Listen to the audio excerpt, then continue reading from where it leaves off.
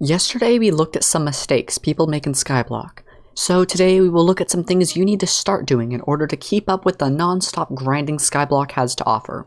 If you like what you see, drop a like on today's video.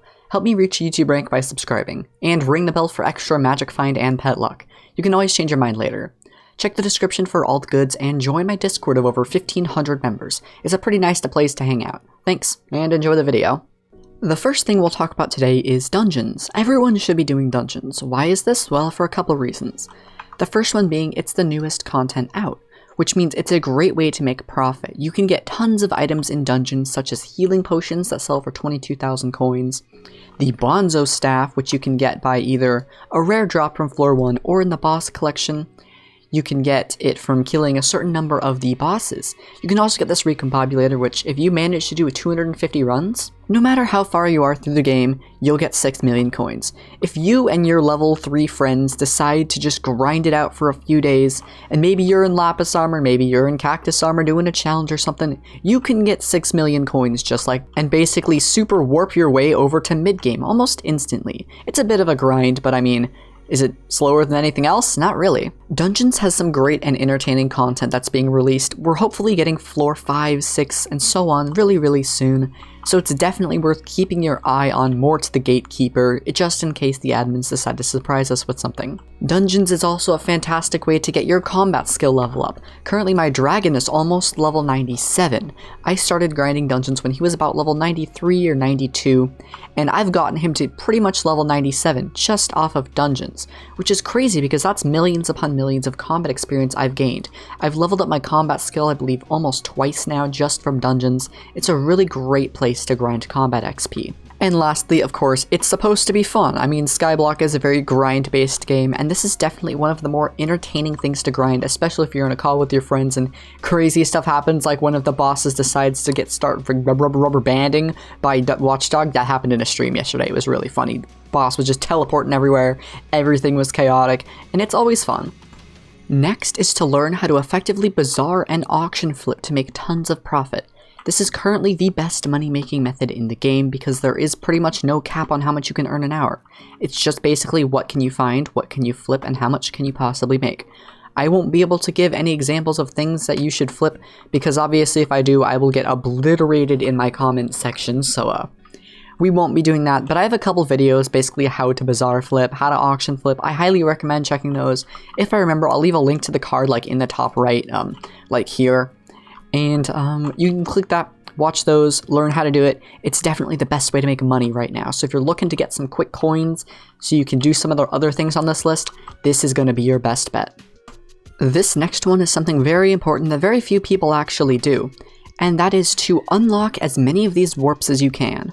If we click on just the simple mode, these are the warps that I believe everyone can use, and as you can see, I'm a total noob. I haven't done this myself, and it's something I'm probably going to do right after I finish recording this thing.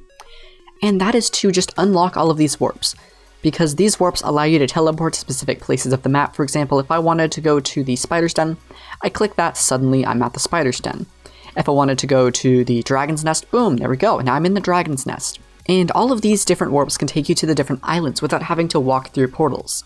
Which, of course, you can just make all of the portals like here, but some of them don't work. Like if I'm trying to go to the spruce woods, well, that one does work. If I want to go to the jungle island, I walk through the jungle island, and this is not the jungle island. So as some of the portals are a little bit broken, and it's just a lot easier to be able to click here, boom, boom, and teleport to anywhere you want.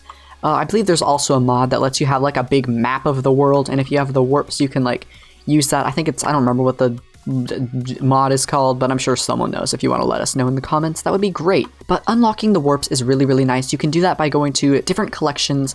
For example, I believe foraging the Birch Collection 9 has one of them, the Travel Scroll to the Park, and you craft it just like that. It's fairly cheap. You should be able to afford it after just a couple minutes of mining wood, and then you could just click one of these. I'll try to find it up here. Right here, you could click that and teleport instantly to the park without having to worry. Next is unlocking the 3 permanent talismans, the Legendary Ring of Love, the Campfire God Badge, and Melody's Hair. I'll quickly show where to start these quest chains just so you know, because I'm not going to walk through how to do all these quest chains. This video would be an hour long. But most of them take place in the park.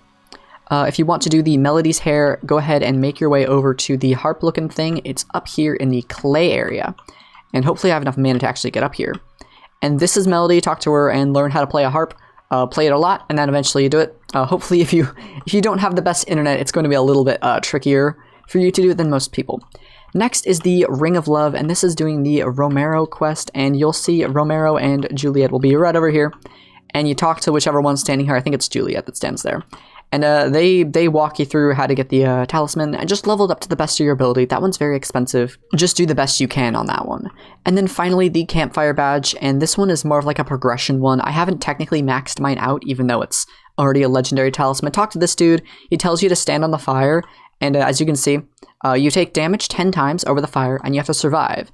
And the more trials you complete, the higher level up your talisman gets. And occasionally he asks you to do a quest like gather a bunch of wood, and it can get very expensive. So yeah, definitely do those 3 talismans because you can only earn them once, and they make a huge improvement to your stats. Before we get to the last and very most important thing, let's quickly go over all of the super duper obvious stuff. At your island, build a carrot farm, do it. Build a sugarcane farm as well. They make a lot of farming XP, well the sugarcane one does, and the carrot one makes a lot of money, so do potatoes. Do all your talismans. All of your talismans are extremely useful. They make you deal a ton more damage. I'm talking like triple or quadruple your normal damage. Do all of that. Get yourself some good dragon armor. It's worth it. What else is obvious? Get your skills up. Skill average makes you look cool and gives you more stats. Get yourself good weapons, reforges, enchants, all of that. Get yourself a nice bow. If you're poor, get a magma bow. If you're rich, get a runins or a mosquito bow. And that's just about it. And the very last thing that every single Skyblock player should start doing, and this is the most important one already, so if you haven't been paying attention, this is the one to pay attention to, is to vote for me on the upcoming Skyblock elections this Monday. I believe they're happening on Monday. That's right, we're going to be able to vote in someone as the official Skyblock mayor in the next community update, which is apparently happening on Monday. So whenever that happens, just remember, vote Toadstar0 for mayor for good Skyblock. I'll tell people to update the game because that's what we want. I'll leave a link down in the description of this video to my qualification video, if you want to call it that.